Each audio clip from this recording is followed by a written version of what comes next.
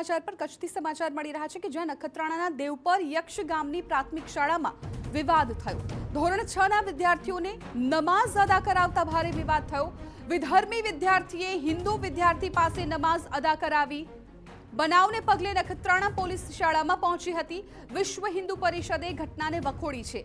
જિલ્લા શિક્ષણાધિકારીએ આપ્યા છે તપાસના આદેશ।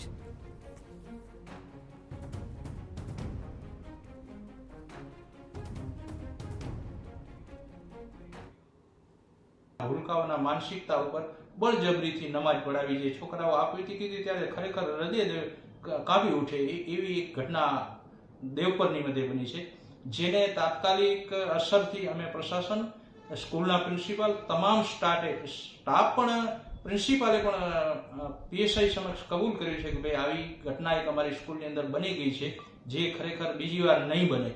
પણ આના પાછળ જેની માનસિકતા છે એને ખુલ્લા પાડી અને કાયદેસરની કાર્યવાહી થાય।